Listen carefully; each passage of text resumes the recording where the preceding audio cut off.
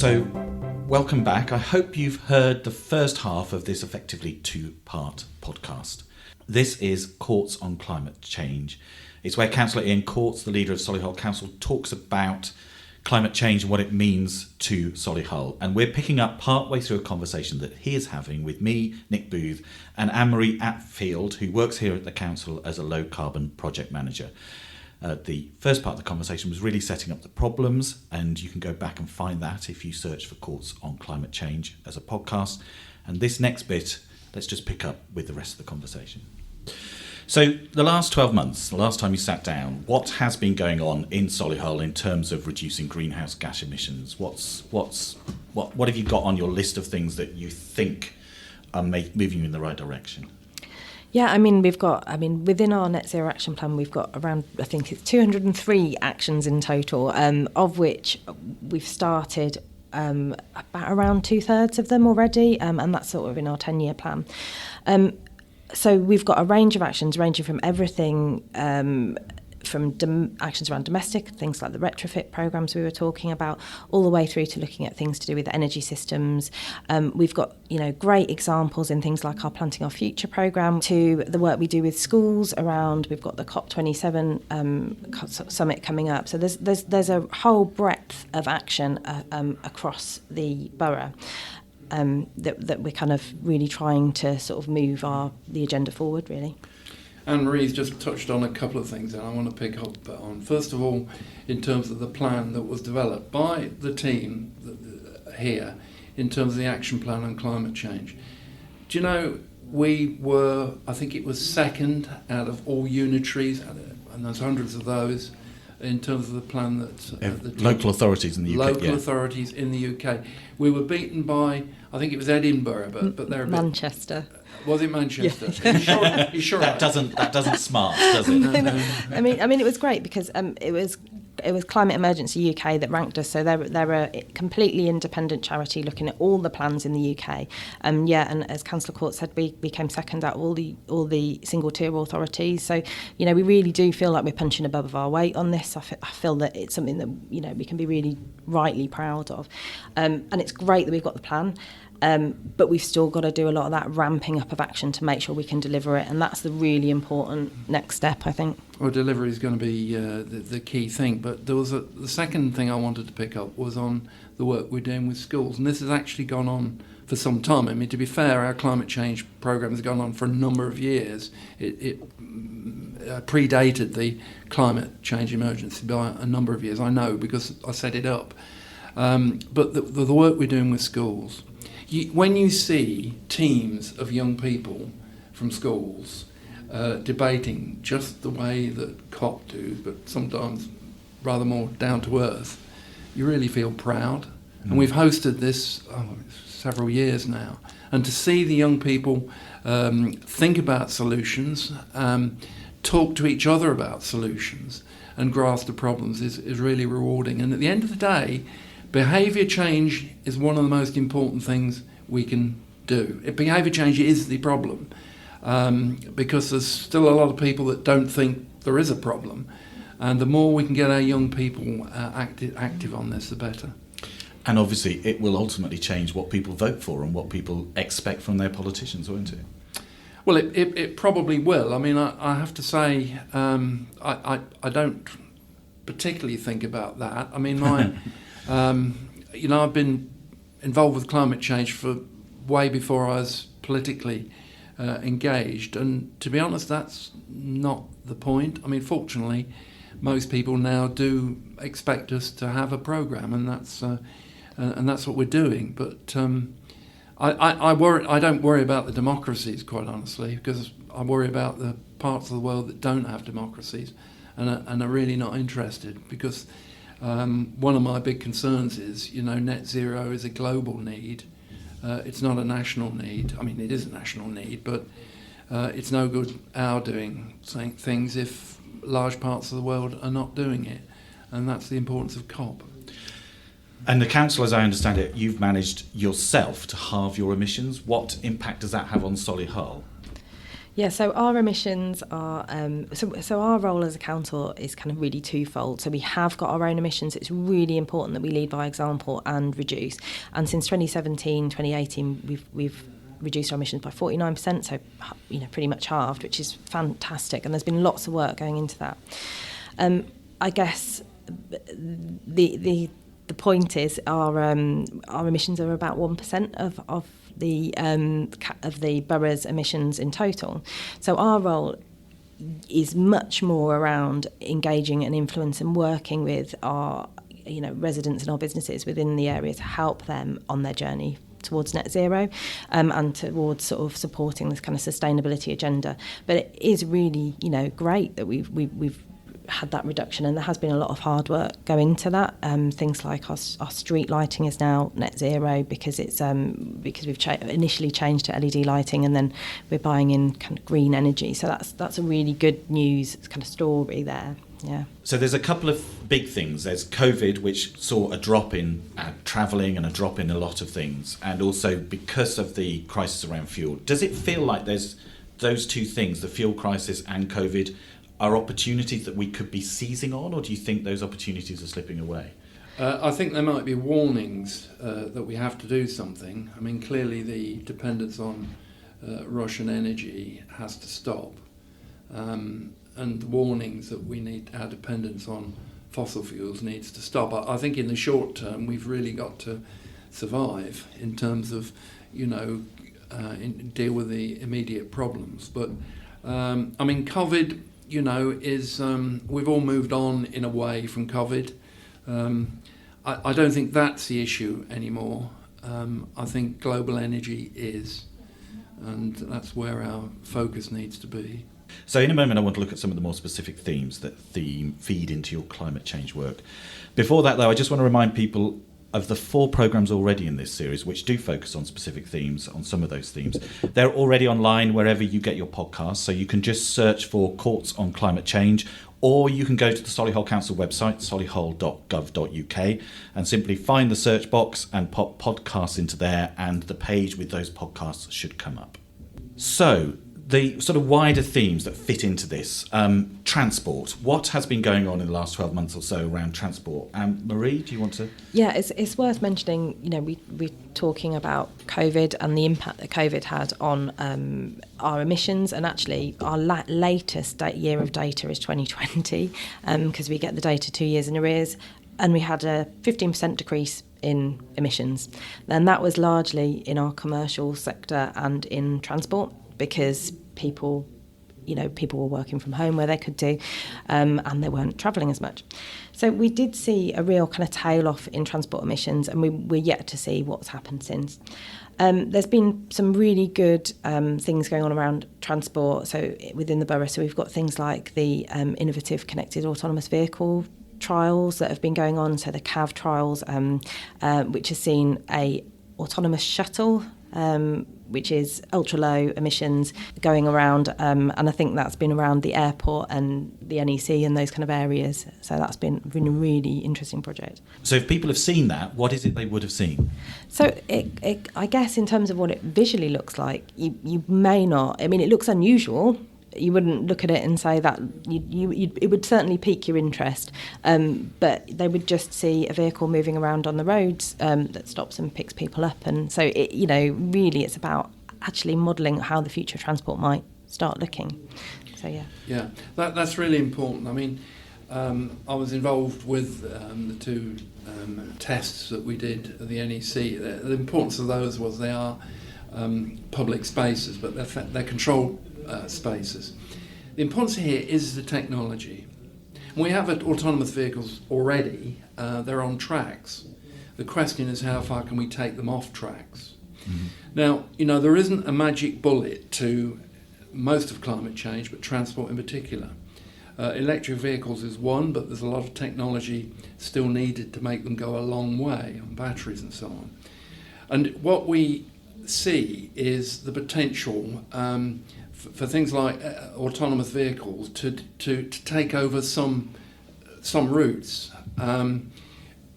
the town centre, for instance, I'd love to see something connecting up, but you're some years away from that happening. But what we need doing is testing out the technology and also testing the safety implications, because safety is what people will worry about. And also, I guess, one of the things COVID did do is it forced us all to change our habits, and if we're going to emerge from that, we need to emerge with different habits around, whether we cycle or walk, or is the infrastructure there? How is that changing? So that's a really, really good point. And actually, for those of us who can cycle and walk, we should be absolutely encouraging that for loads of benefits as well, not just for the environment again, but you've got the health benefits, you've got things like mental health benefits, air quality benefits, so and congestion as well. So it is really vital. And as a council, we've developed new cycle routes. There's the new segregated cycle route through Knoll and through Blossomfield Road that has been recently nominated for an award. Yeah, it's interesting, isn't it? One of the big advances we've made is on EV thinking. We have, I think it's something like 5% of our population using EVs now, which is quite above the regional and national average. And likewise, we're putting in many more EV points because we see electric vehicles as being a solution. It's difficult, isn't it? Cycleways are not universally popular. They say, they're pushing my car off the road, and some people have no choice but use cars. So, there's got to be a lot of facets to changing our transport habits. One of the things I've been pushing for in the West Midlands is a transport system for Solihull that actually thinks about Solihull and, dare I say, not so much Birmingham. I love Birmingham, but a lot of people want to come and visit our well-known West Midlands, John Lewis, in Solihull. So how do we get people from north to south and from rural areas to the centre? And, better public, accessible public transport is a key to that. So there's going to be many facets of this.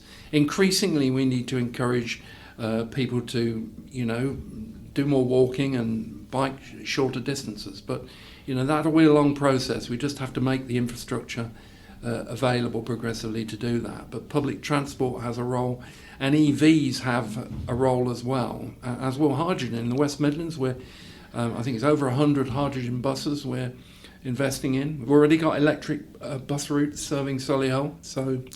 So something you referred to earlier, Anne-Marie, was planting trees. And this is sort of almost like the connection between climate change and our wider appreciation of the environment, I guess.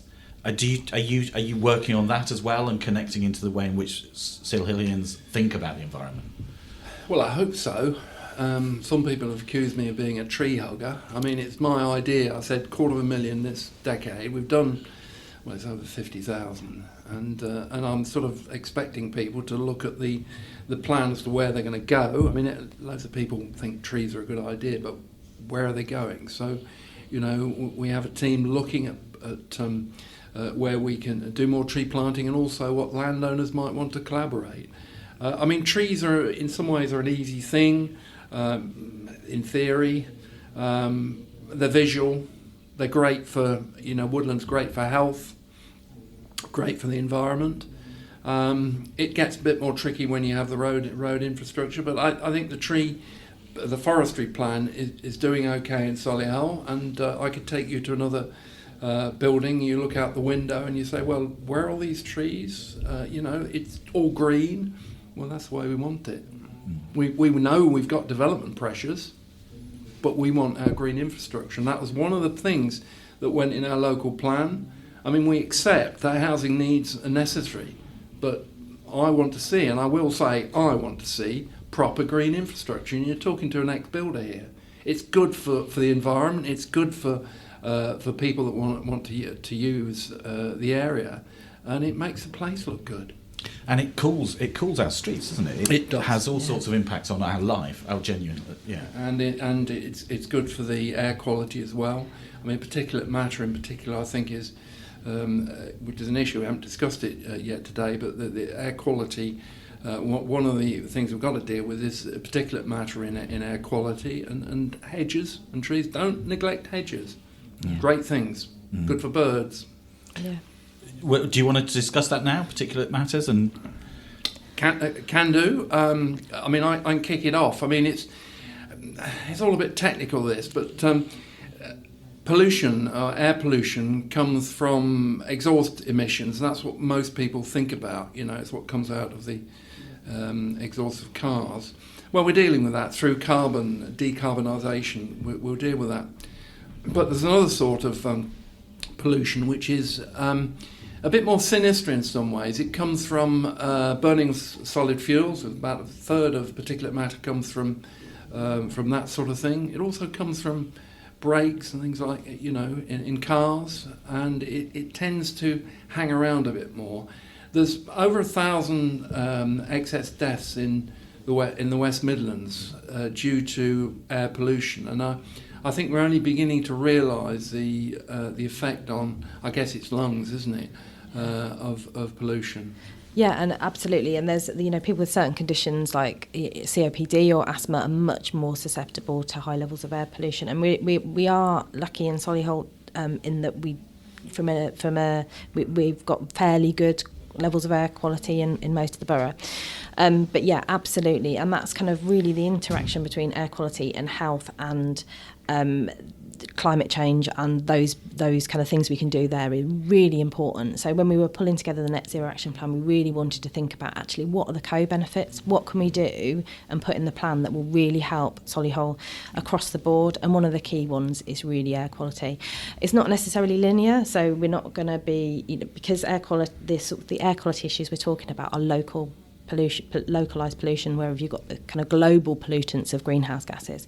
So it's not necessarily linear. Things like, burning wood in your sort of, if you've got a nice wood burning stove in your home, that's net zero, or can be classified as net zero depending on where you get wood from.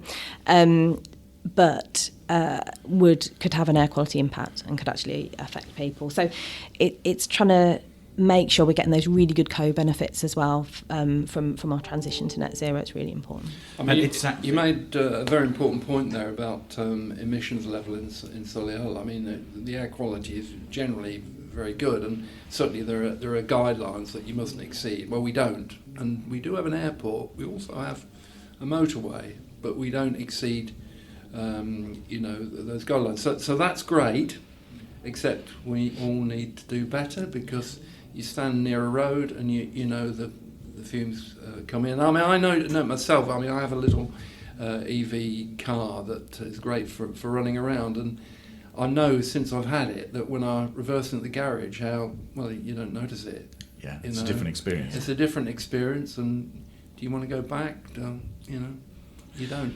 But it also sounds to me that you become increasingly conscious of the fact that when you're thinking about the wider issues that people might have to deal with, like their health, like their education, like all sorts of things, you can connect it to doing something positive to the environment. The two are just completely interconnected in your mind now? And this is absolutely where we need to go.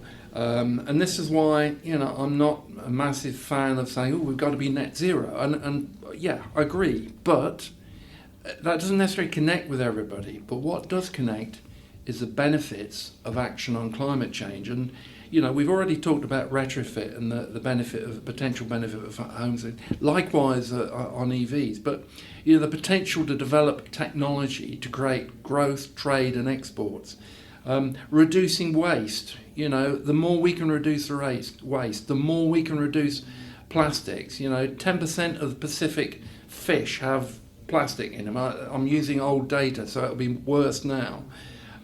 Natural world, we see the decline of species. Interestingly, I saw in the paper that, communication I had, that America has the same issue of decline of species. So there's a phenomenon here that's going on which has to be related to global warming. And there is a dividend that will come from climate change action, and that's the dividend we all need to seize. But it does it disturbed me a little bit when we need to be pragmatic. We need to be pragmatic about climate change action, but that doesn't mean to say we're in denial. It just means I want to spend the money wisely, and we've still got to live. We're in a rising population. So how do you connect this to people, to the people out there? What is going on in terms of your conversation with the citizens of Solihull or the children of Solihull? Or Well, I mean, I push out messages fairly regularly on this subject, but I hope they're pragmatic about it, about the way we approach it. We have set out to be an environmentally friendly borough. We take climate change really seriously. We're taking action on it, and I think you've heard from Anne-Marie now, the degree of effort that we're putting into it, and we are encouraging our residents to do the same, because what Solihull Council do, I think you just 1%. 1%'s not much. Everyone needs to plug into this. We can all do something, and that's what we must do. Anne-Marie. So we carried out a survey. Was it towards the end? It was about a year ago, actually, with young people in Solihull, and we had really kind of good response rate. We had about 500 young people respond, and over 80% were concerned about climate change. And actually, our young people are leading the way, with around 2/3 of young people already taking action on climate change, and really sort of feeling that's meaningful. We've got the kind of Greener Schools Awards coming up in the next few weeks as well, which I know Councillor Courts is involved in and quite often presents at, I think. So we've got that coming up shortly, and that's kind of a similar timescale to the COP27 summit that's going on. So, sorry. No, I was going to say, I mean, one of the things we haven't mentioned so far is the involvement of business, and business are involved in the Greener Schools Awards. I think they give awards. I think I'm right in saying that. We have a group called Solihull Visioning Group, which is a group of businesses that look to see how they can take environmental and climate change matters more seriously. It's been going for a number of years now, and they support this. And it's one of the things. I have regular dialogues now, and my deputy Karen Grinsell, she joins me on some or takes some with businesses across the borough, and it started during COVID because I want to know, how are you coping? And then it started to get very interesting because, why would you want to talk to your council? Well, actually, often they're not that bothered, but they're quite, once I start saying, well, how can you influence transport? Where do your people, how do they get to work? And one of the things that pops up all the time is the interest of people in climate change, and it's really heartening to staff like it, and that's the good thing about the schools programme, that they like to be involved with something like that. So we've all got to get involved in this sort of thing. It's a really good point on businesses. So the Solihull Sustainability Visioning Group's currently got about 70 active members. So that's people in different businesses. I think they come from around 40 businesses, and it's open to any business in Solihull. And obviously, there's kind of the larger businesses tend to be taking steps anyway, because their shareholders or stakeholders want them to be more sustainable. So it's really around trying to engage with the full range of businesses in Solihull and understand how we can kind of help and support them in their journey. But yeah, Solihull Sustainability Visioning Group, as I say, is open to any business in Solihull. So feel free to contact us and get involved. So there is something very positive about that idea that people from all backgrounds actually share the same concern and want to be on that journey together, maybe faster. Yeah. And I'm just wondering, so we started a bit grim with these UN predictions of the fact that 1.5 degrees thing had passed us by. Is there anything that you want to say that is less grim than that, is more positive? Well, I think we are taking action and we are focusing on this, and we are as a region. I mean, Mayor Andy Street is really keen also on this subject, and indeed I think we're leading the way. And our plan for climate change in the West Midlands Combined Authority, top again out of all combined authorities. Probably a similarity of the people involved in it, but there's positive. We are taking action, and there are benefits that are coming out of all this. We just mustn't let it go off the agenda, and that's the important thing. We have a lot of things to do. What we will not do is to bankrupt, our borough or whatever through this sort of thing. It is pointless. I mean, our airport, for instance, is a valuable asset. It's tens of thousands of jobs. I mean, they are very environmentally friendly. Airport is a good example, actually. There's a government-produced a policy called Jet Zero. Now, their approach is it's not you don't travel. You think, how can you travel more environmentally friendly? That's not good grammar, but who cares? We understand. So, I mean, that's a very good government initiative that came out to say, look, there are lots of different things we can do to reduce carbon emissions and still keep improve our economy. Anne-Marie, something? Yeah, I agree. I just think it's those capitalising on those opportunities, the opportunities for businesses, the opportunities for the economy, but also the opportunities for residents and communities, and improving their experience of the environment, improving sort of health outcomes and things like that. And actually that transition to net zero can really have a positive impact on all those things. So it's something we're really, looking to do. And is there something you would encourage the people of Solihull to think about or do? Or I mean, it really depends on where the person is in their journey. So some people will have done loads of stuff to help reduce their carbon emissions. And some people will just be setting on their journey. So there's a couple of things you can do. You can start thinking about what your carbon footprint is and try and understand actually where in your lifestyle can you make small improvements. And that could be something like saving energy around the home. It might be things like, changing the way you interact with transport, if that's a possibility for you, or really just sort of looking for support through either Act on Energy or through things like the Energy Saving Trust. Have lots of good advice and support. So yeah. I mean, the thing I'm pushing on it, and the thing I've always is it's waste. I mean, I was brought up in a house, the post-war household where you eat everything on your plate. You don't waste. I mean, I didn't bring myself to eat absolutely everything, but the waste in our society is enormous, and I was clutching the bottle because I think we're getting there largely on avoiding single-use plastics. But I think one of the things that I would like taken away is this: how can we reduce waste? Because everything we consume or produce requires energy and valuable resource, and we just haven't got enough to keep going. So single-use items, let's avoid them. Thank you both. So you have been listening to Anne-Marie Atfield, who's the Low Carbon Project Manager for Solihull Council. Ian Courts, or Councillor Ian Courts, the leader of Solihull Council. Thank you again both. And you've been listening to a podcast called Courts on Climate Change. It's a podcast from Solihull Council. To listen to others in this series, please go to wherever you get your podcasts from and search for Courts on Climate Change.